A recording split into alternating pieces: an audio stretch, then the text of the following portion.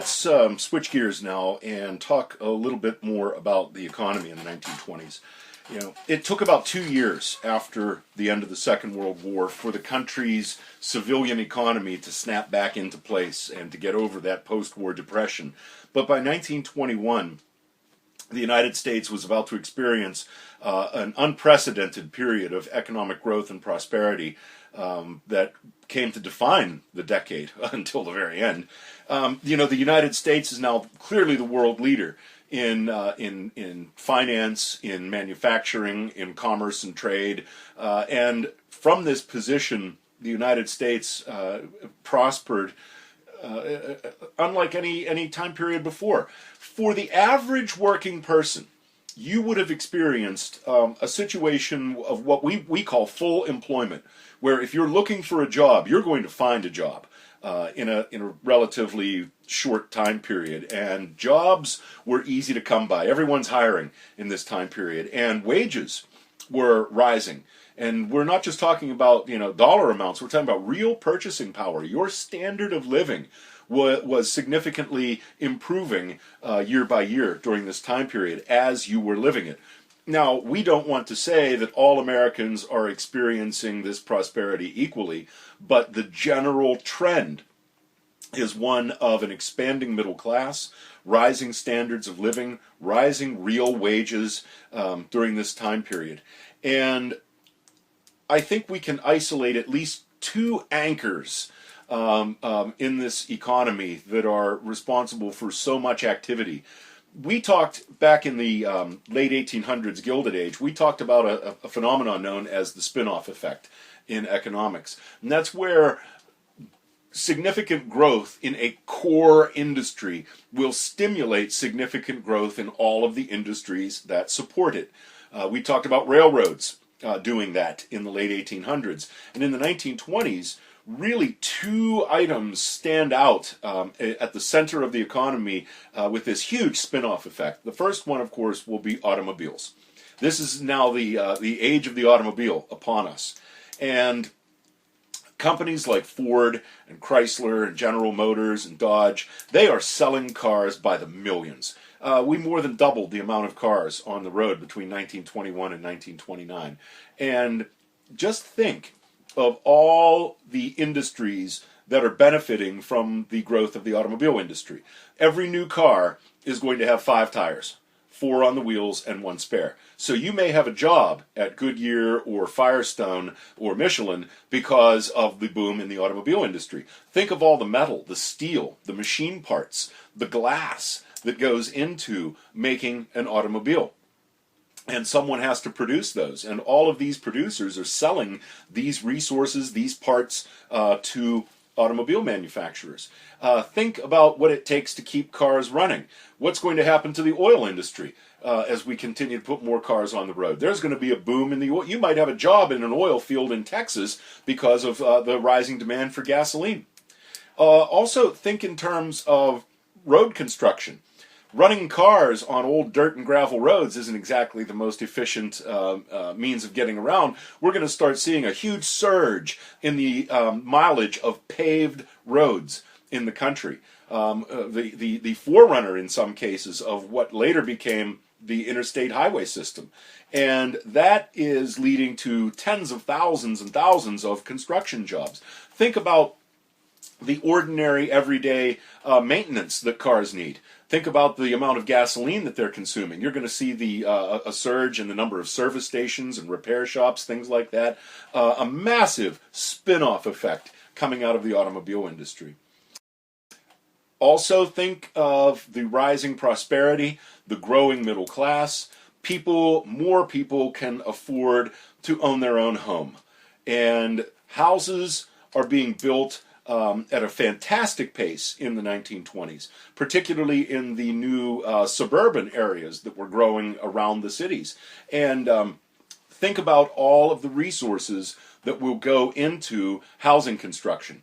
This is going to stimulate industries like brickyards, the lumber industry, electrical wire, copper and lead for pipes, glass, the furniture industry, household appliances, construction jobs. It has a massive spin-off effect. So in the 1920s, the United States is a world economic leader. The average American is experiencing greater prosperity than before. We're at full employment, and the economy seemed at the time to be moving along quite nicely. And there's this thing known as inertia bias that people have. And that sort of means that however things are going for you at the time, you tend to project that outwards and think that it will always be that way. And so people living in this unprecedented economic growth period of the 1920s began to get into the mindset that this is going to last forever. Boy, if you think the 20s are good now, just wait till you see the 1930s. Things will even be better. And of course, it didn't work out that way at all, did it? There were a couple of weak spots in the economy in the 1920s, and we'll very quickly discuss one of them. The agricultural sector, the farm sector, was in deep crisis. Not so much the dairy aspect of it, but the large-scale crop farming, particularly wheat and corn, that we once talked about in the Gilded Age, or rather in our unit on the West. These massive corn operations, wheat production. Bottom line is, we had become so efficient and good at farming with fertilizers and irrigation systems and things like that. We were able to produce so much food. That's, I guess, the good news. The bad news is we were producing more than people could consume. If you've ever been to Thanksgiving dinner, maybe this would be a good analogy for you. You arrive at Grandma's for Thanksgiving dinner, and in your mind, you are going to eat and eat and eat and eat.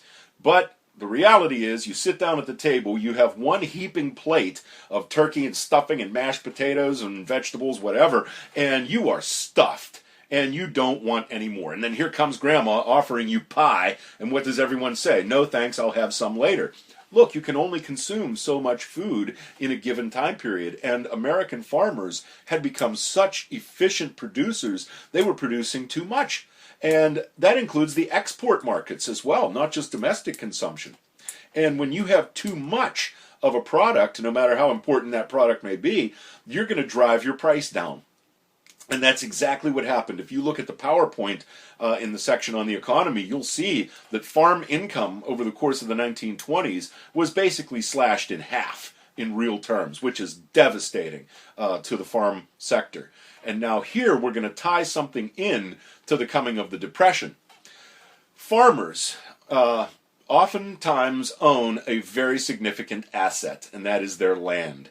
And what began to happen in the 1920s, as farm incomes were being reduced, farmers began to strategize that they could make up the difference by investing in the stock market. You know, the stock market was booming in the 1920s. All you had to do was throw some money at it, and it seemed like you were making a good investment decision. It was that good. And farmers began in large numbers, not all, of course, but many farmers, a significant number of farmers began to mortgage their land.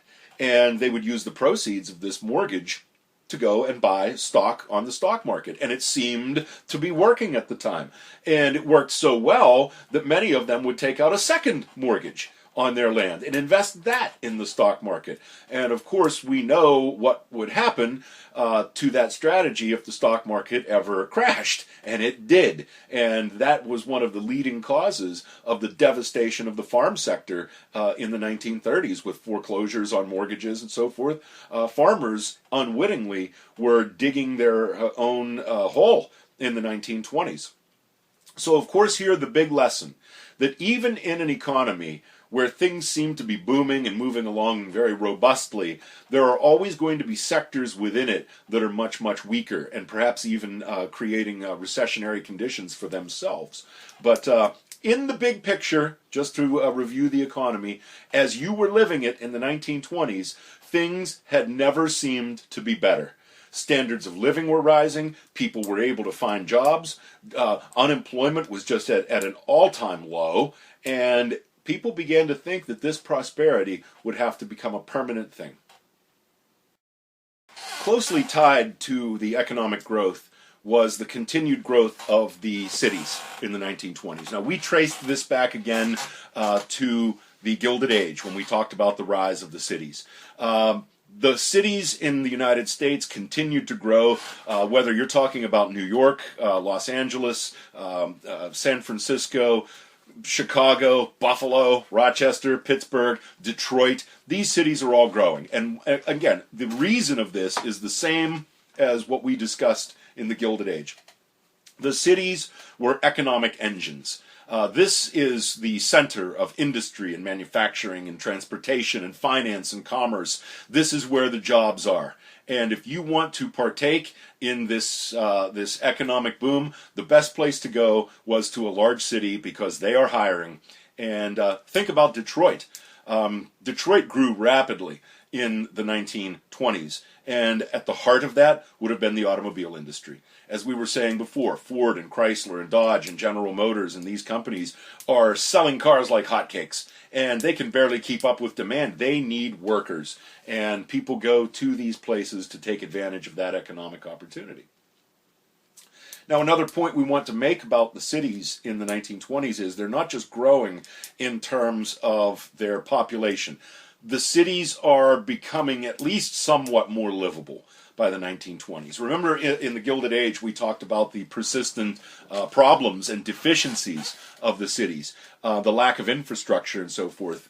By this time period, the cities are becoming more livable. That's not to say that they are a utopia by any means, but cities now have the kind of infrastructure that makes them more livable.